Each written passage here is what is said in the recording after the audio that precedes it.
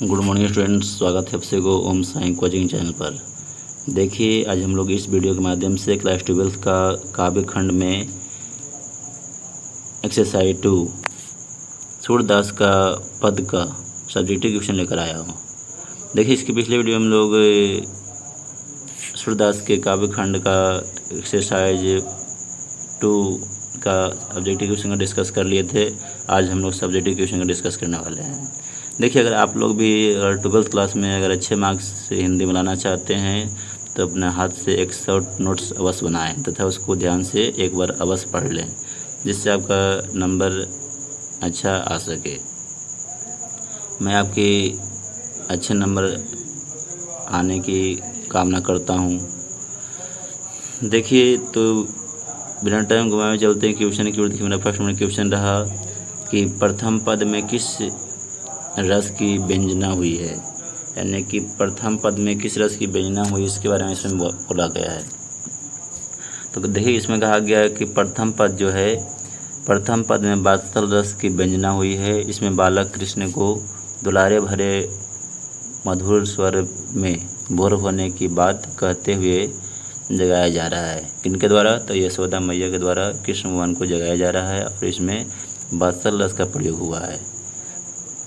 आप लोग जानते ही होंगे कि सूरदास को वात्सल रस का प्रेमी कहा जाता है। वात्सल अपना कविता में वात्सल रस का बहुत ज़्यादा प्रयोग करते हैं। चलते हैं इसके अगले क्वेश्चन की ओर। देखिए, मेरा अगला क्वेश्चन रहा सेकंड नंबर क्वेश्चन। देखिए, सेकंड नंबर क्वेश्चन है कि गाय किस ओर दौड़ पड़ी। देखिए, गायें जो है, गायें सुबह होते ही रंभाती हुई अपने बाड़े की तरफ दौड़ पड़ी। बछड़ों के लिए हो गया, यानी या तो बछड़े के साथ भी लिखिएगा तो आपका आंसर सही ही होगा। बछड़ों के साथ। चलते हैं अगले क्वेश्चन की ओर। देखिए, मेरा अगला क्वेश्चन रहा थर्ड नंबर क्वेश्चन।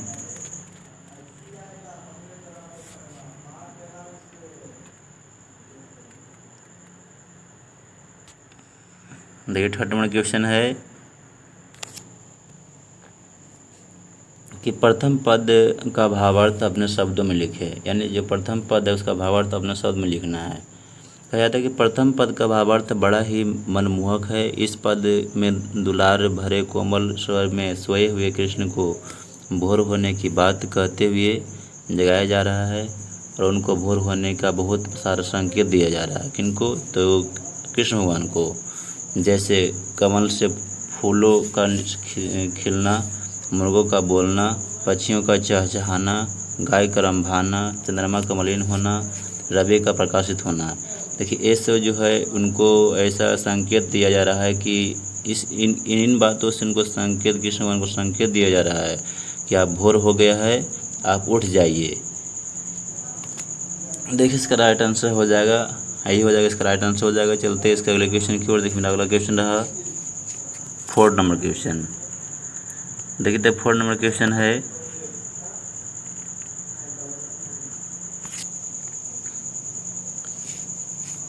कि पठित पाठ के आधार पर सूर्य के वात्सल वर्णन की विशेषताएं लिखे।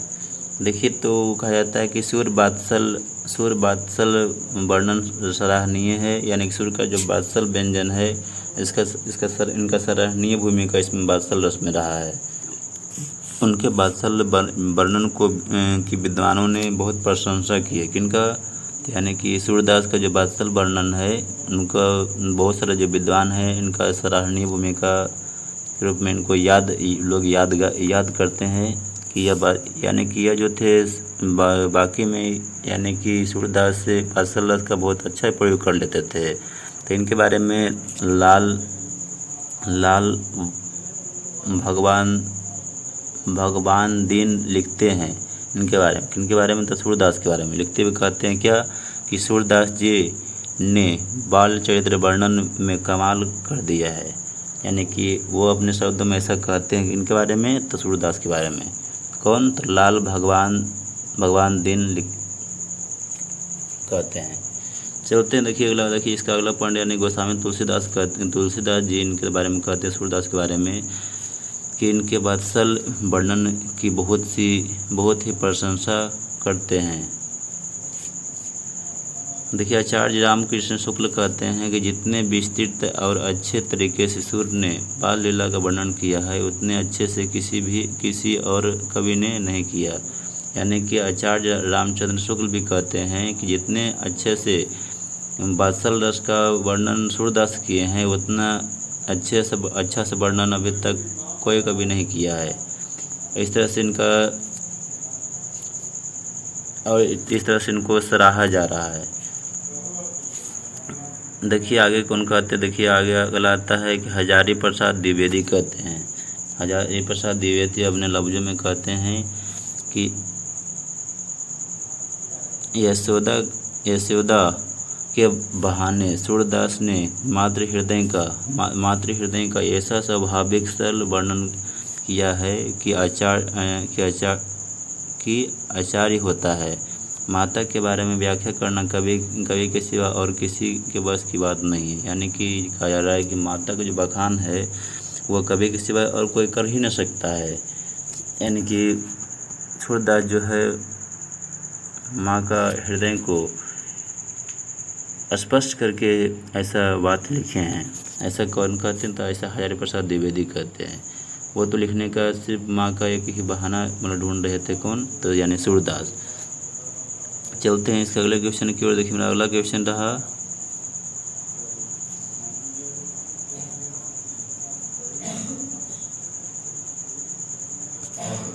5 नंबर क्वेश्चन।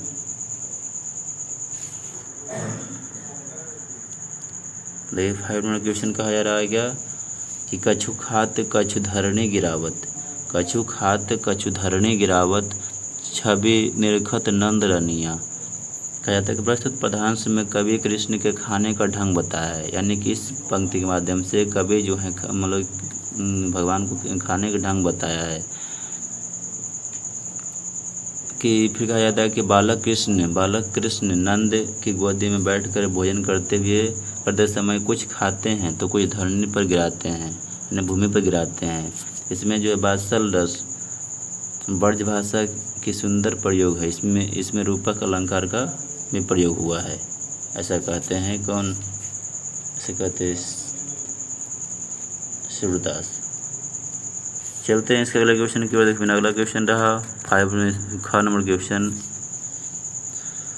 देखिए कहा गया है भोजन करी नंद अचमन लिन्हो मांगत सूर्य जुठनिया। यानी कि जब भोजन करके आचमन कर लेते हैं, यानी कुल्ला हाथ धो लेते हैं, कुल्ला कर लेते हैं, तो सूर्य जो है जुठनिया मांगते हैं किनसे, तो बाबा नंद से। तो कहते हैं कि तो पहले इसका राइट आंसर हो जाएगा प्रस्तुत पदांश में वात्सल रस के साथ साथ भक्ति रस भी है। नंद बाबा कृष्ण को भोजन करवाकर कुल्ला करवाते हैं, वही सूरदास बची हुई जूठन को प्रसाद के रूप में ग्रहण करना चाहते हैं, अतः वे इसे नंद बाबा से मांगते हैं। इसमें प्रेम और भक्ति दोनों है। कहता है कि सहज भाषा जो है सहज और सरल है। इसमें ब्रज भाषा का प्रयोग हुआ है, इसमें वात्सल रस का प्रयोग हुआ है। इसमें श्री कृष्ण के प्रति प्रेम की भावना दिखलाया गया है, इसके माध्यम से दिखलाया गया है। किसके माध्यम से, तो इस पंक्ति के माध्यम से। चलते इसके अगले क्वेश्चन की ओर। देखना अगला क्वेश्चन रहा ग नंबर। ग नंबर क्वेश्चन है, कहा गया कि अनुप खात नंद मुख नाबत सो छवि कहत न बनिया। यानी कि अपन तो खेबे कर, अपना तो खाइए रहे हैं, उसके बाद क्या करते हैं, तो सब उसके साथ साथ जो होता है नंद के मुख में भी कुछ जो होता है भोजन डाल रहे हैं। तो ऐसा जो है छवि जो है कहते नहीं बनता है। देखिए तो कहा जाता है कि प्रस्तुत पदांश में बालक कृष्ण के बाल व्यवहार का वर्णन है। कृष्ण स्वयं कुछ खा रहे हैं तथा कुछ नंद बाबा के मुख में डाल रहे हैं।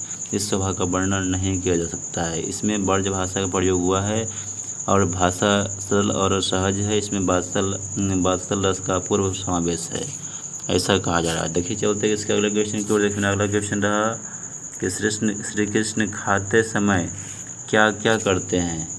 देखिए तो श्री कृष्ण खाते समय कुछ भोजन खाते हैं और कुछ ज़मीन पर गिराते हैं, और वे अपने हाथ में दही का पात्र लेना चाहते हैं, वही मुख पर माखन मिश्री तथा दही लगा लेते हैं। इसको सब कुछ अपने हाथों से खाना अच्छा लगता है कृष्ण भगवान को। देखिए इस तरह से इसका जो पूरा क्वेश्चन था इसका मैं डिस्कस कर लिया हूँ। और ये वीडियो आप लोग को अच्छा लगा तो लाइक और शेयर जरूर करें तथा दोस्तों के साथ शेयर करना बिल्कुल ना भूलें। और यह चैनल पर आप लोग पहली बार हैं तो चैनल को सब्सक्राइब अवश्य कर लें, क्योंकि इसी तरह के इस चैनल पर वीडियो आप लोग को मिलता रहेगा। चलते हैं, मिलते हैं इसके अगले वीडियो में। जब तक के लिए आप लोगों को धन्यवाद।